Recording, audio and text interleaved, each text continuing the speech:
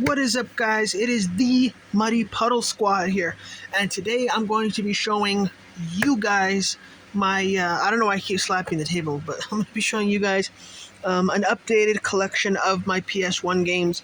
Last time I showed you guys my PS1 games, I had some, but my collection was not as good as it is now, and I hope someday my collection gets even better. So let's get started with PlayStation Underground Jam Pack. So PlayStation Underground Jam Pack. It's actually a pretty decent game. I mean, like, it's a pretty decent jam pack. It's not a game. If you guys don't know what jam packs are basically a disc that have like a bunch of game demos loaded on them, but they don't actually have a full game. Wow, I'm surprised I said all that in one sentence. My lungs are literally like breathing hard right now. But that's basically what a PlayStation Underground Jam Pack is. So the next game we got here is Jam Pack Volume 2. The first one was an Underground Jam Pack. It's actually, you might think it's Volume 1. It's not. I believe it came out in 2001. So it's kind of a late Jam Pack. But this one is Volume 2 Jam Pack. So, yeah, we got Volume 2, and then we got one of the last ones. Don't be deceived. And next up here, we have Jupiter Strike. So Jupiter Strike, it's a space combat game. This game, oh my gosh, I can't even open this thing. Okay, whatever. You guys get the gist of it, whatever. Anyway, this game, here's the thing. It's fun. It's a fun game. It's a great game. I love it. The graphics are great for PS1. It's very entertaining. Here's a problem. You cannot get more than one life per game. It's basically what do they call it in games? One life. I don't know what they call it. Hardcore mode in Minecraft. I'm drawing a blank. I'm blanking out. I forgot what it was called. But anyway, the point is, you only get one life in this game. Once you die, that's it. No coming back to life, no respawning, nothing. You respawn at the very beginning, and if that's not bad enough, you do not get a save point in this game. So basically, once you die, you're basically dead, and you have to start the game from scratch. If you guys don't mind, pick it up. It's pretty fun. I don't know why the developers did not add a save point. There were save points in other games at that time. It's not like it didn't exist. I don't know why. But if you guys don't mind that, you can pick it up. Now we come here to my favorite game. If you guys are new to this channel, my favorite game is Aquanauts Holiday. Aquanauts Holiday has got to be probably my favorite PS1 game of all time. So let's take this out of here. Yeah, so Aquanauts Holiday is my favorite PS1 game of all time. It's very, very close with Gex 3, Enter the Gekko, or Deep Cover Gekko. Not Enter the Gekko, I can't ever get that right. But anyway, it's definitely one of my all-time favorite PS1 games. And if that is not cool enough, I have the complete in-case version of Aquanauts Holiday right here. So there's a disc in here. Yes, there is a disc in here, so I have two copies of Aquanauts Holiday.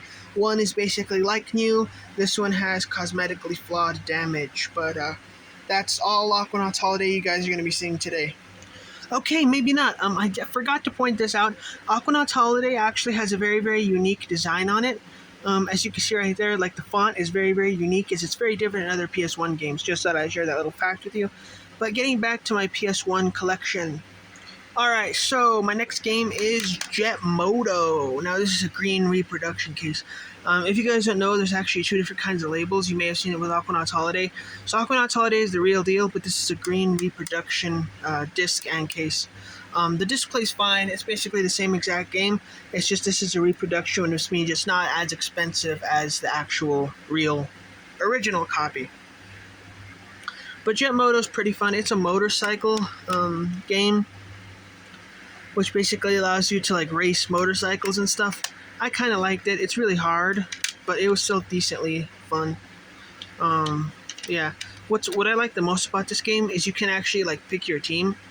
And the teams are actually based off, like, actual real-life brands. There's, like, Nestle, Butterfinger, Mountain Dew. Yeah, it's kind of weird, but it's really, really cool. It really puts a really cool, like, feeling to it, you know? And next up, we have the only green monster that lives in Gobbleville, Croc. As you can see here, here's an interesting little trivia piece about Croc that I actually did not know until recently. I just came across this article randomly, and I was like, what? Seriously? but I actually looked it up and it is legit.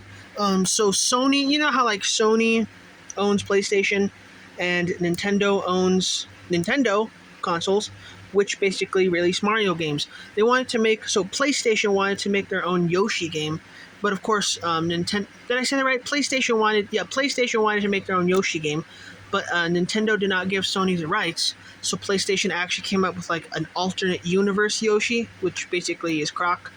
So instead of actually being taken in by like the Super Mario Brothers, he basically takes in, or he's basically taken in as a family member by the Gobbos from Gobboville. Yeah, I did not make that up. You guys can go look it up on the internet. I did not make that up. I swear.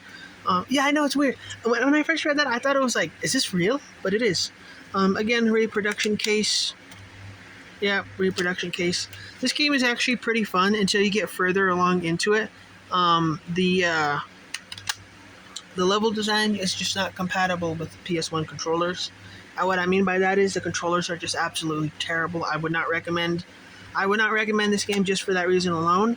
But I mean, the levels that don't require too much jumping, it actually is pretty fun. And next up, we got my dad's favorites, Army Men 3D. Yes, I do not have a manual for it. I probably could, I guess, go get one. I mean, it's not that expensive. I don't think it would be. But there's Army Men 3D. Yes, Army Men 3D. Yeah, that's no comment. Next up, we have a very in-the-middle kind of game, Street Racer.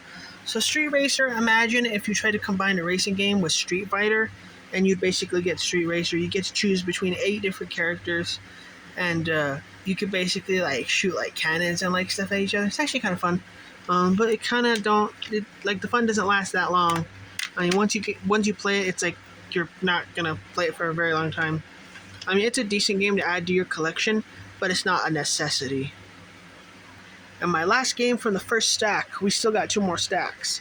But my last game from the second stack, actually, is none other than Tomb Raider. So surprisingly, my dad actually liked this game a lot more than I did. I bought it for myself, but my dad ended up liking it a lot more than me. And we really don't play it. I don't really care for Tomb Raider. It's not my type of game. I personally don't like games that have multiple button commands, and this thing has like a million amount of multiple button commands. I mean, there's just no way I could actually memorize all these button commands, so I just don't play it, and it's not my type of game, like I said. But it's still a good game. I mean, it's still a good, like, looking at it from like a perspective, it's still an actual like good game. I'm sure many people would love to play this. Next up is Disney's own A Bug's Life. Guys, this game is awesome. But to be honest with you, I don't mean to be like a sour sport, but the movie was better than the game, and seriously. So this game is basically designed for like little kids, and when I first played it, I was like, yeah, it's kind of, designed for little kids. But the maps are so confusing. How are little kids supposed to figure that out? I mean, seriously, I had a really tough time getting through this game. Just because, like, the maps, I mean, there were so many confusing things to do. It was just insane. The boss fights are actually easy, but again, they're confusing. It doesn't tell you what to do.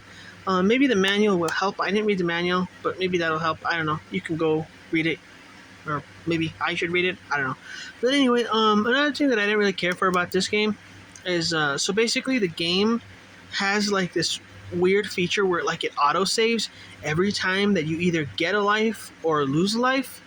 So if basically you're at 0 lives, it'll automatically autosave. So when you start the game up again, you'll be at 0 lives. And that was extremely, like, just disappointing. My case is cracked. That's why I had to, like, tape it up, and it's, like, not going back in.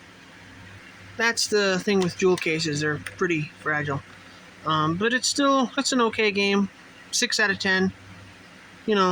They should have added, like, a map feature that was like easier to like use, and they should have taken out that autosave feature, and they should have made it easier to get more lives too. I mean, there's like no way that you can actually get more lives easy. It takes a long time to get lives in this game, and it's just not worth my time after a while. Next up, we have a fighting game, which is Cardinal Sin. Yeah, I know most people actually have not heard of this game. I had never heard of it until I was looking up fighting games. So I actually got this game for Christmas. Yes. So I got this game for Christmas last year in 2021. I really, really wanted a fighting game, and so my parents were going to give me a game for Christmas.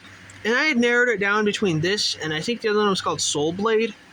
I don't remember. It was some Japanese anime game that was kind of cool. But I could be Soul Blade. Look it up. Maybe I'm wrong. But anyway, this eventually won just because some of the monsters were like really, really cool. Like there was like this really, really cool like monster called Vanguard, which is actually really cool, which is the reason why I bought this game. The monsters were actually better. But there is a lot of like mature content in this game. I know I didn't realize that it was rated M. Knowing that now, I probably would have opted for something less, like T for teen. Knowing that now, I would have gone straight for Killing Zone. But it's still a decent game. Hard, but it's still decent. What I like about this fighting game is that you can actually play like versus other people, which is the reason why I got it in the first place. So me and my dad have had some pretty fun fights with this game. Next game on the list is one that you probably have not ever heard of, Slimecape. So Slimecape, when I first saw this, I thought it was like a flying game, judged by the cover. And then I found out that it was with cars. So I was like, oh, it's a racing game. No, it's better. As racing games can get boring and difficult after a while, this game is actually really, really fun. So basically you're like in this like car, like this robotic car thing. And you basically have to like solve these puzzles to collect like orbs. It's actually really, really fun. The unfortunate part, so let's start out with the bad news and then I'll tell you the good news. The unfortunate part about this game is that there's like constant bombs raining down on you, which make it basically virtually impossible to like basically get anywhere without being blown up by a bomb. Now the good news, there's an infinite shield mode, so when you put on the infinite shield mode, basically all you have to worry about is just like solving the puzzles, and it actually makes the game a lot more fun. Like, I mean, the puzzle part is the part that I like. I don't really care for like the whole combat thing, just because, I mean, there's like all car games tend to kind of seem the same after a while. But if you guys put on that infinite shield mode, it actually gets way more fun, so I definitely recommend this game. The next game is Critical Depths, made by the same people who made Twisted Metal. Did I say that right? Yeah, made by the same people who made Twisted Metal. Yes, I did say it right. But anyway, this is Critical Depths. It's basically a submarine combat. It's really, really cool. I like it. Me and my dad played it. I basically beat him by like a long shot, which was actually crazy. He usually beats me. I mean, my dad is really, really good. My dad's really, really good at video games. He usually wins whenever we play a game like this, but I won. That's not the reason why I got it. Don't get the wrong idea. I got it because you can also play against like the computer. So like, if my dad's busy or whatever, my friends can't come over, I could just play against the PlayStation. It's actually pretty fun. I don't know. I didn't count, so I don't know. But there's tons of different submarines and tons of different characters that you could choose from. Those are the kinds of games I like. I don't like the ones where like you only get one character. It's like no. I like games where you can actually have a wide variety of characters to choose from, and you just like change it up a little bit, This next game has got to be one of my all-time favorites. It's right up there with Aquanauts Holiday, and my dad was the one that introduced me to this game, Gex 3 Deep Cover Gekko. Yes, this is one of my all-time favorite games of all time. Yes, I know I said that twice, but it deserves me to say it twice. So this game is basically an open world like Spyro the Dragon. Oh my gosh, it's fun. Yes, it is difficult. They should have put an easy mode on there, but I like easy games, you know that. But anyway, it's still really, really fun. Me and my dad played this together. We need to get back into it. We haven't played it in like probably a couple months. So me and my dad need to get back into this game. I had a blast with it. I definitely recommend. If you guys are going to get a PS1, get Gex 3 Deep Cover Gekko. Don't you guys hate it when your feet fall asleep? I don't know why mine do that all the time. But we're going to continue the video anyway. The next game here is Pipe Dreams 3D. Let me show you guys that. Yes, Pipe Dreams 3D. That's what it looks like. That's what the back looks like. This game was lame. I did not like it, neither did my dad. Yeah, I know it's. Have you guys ever played Where's My Water on mobile? Picture Where's My Water if it was made in 2000. That's basically this game. And a million times harder. At least with Where's My Water, I could actually get somewhere. But this game, I constantly found myself struggling figuring out what to do. There's like no good instructions. The instructions are worthless. But anyway, that's Pipe Dreams 3D. Yeah, that's kind of the game. And the last game from the third stack. Have you guys ever played Pig Stacks? Go check it out. But anyway, the last game from the third stack, Missile Command. So if you guys did not know, this is actually a remake from the old Atari Missile Command. Now this one, I personally didn't like it. My dad loved it. but I kind of think maybe I just didn't give it a chance. I personally don't like games like this, but my dad loved it, and I was glad that he had a good time with that. I mean, I was happy for him, and I mean, he's actually the one that suggested we buy this. So I mean, I'm happy that he had a good time. I'm not surprised. I'm more pleased that he had a good time with it. I mean, I guess it can be a fun game. I should give this another chance. It was just like, not my type of game. It was just overly difficult. Just not my type of game at all. But, whatever. As we move on to the last stack of games, we got Blasto. So this game, it actually has a lot of comedy in it, and it's actually pretty funny. I mean, this guy, he says some pretty funny stuff, like whenever he's just walking around, and it's actually really funny. I mean, it's hilarious. I like it. It's more of like a teenage game. It's basically about the superhero guy named Blasto, obviously, who goes and tries to save the planet.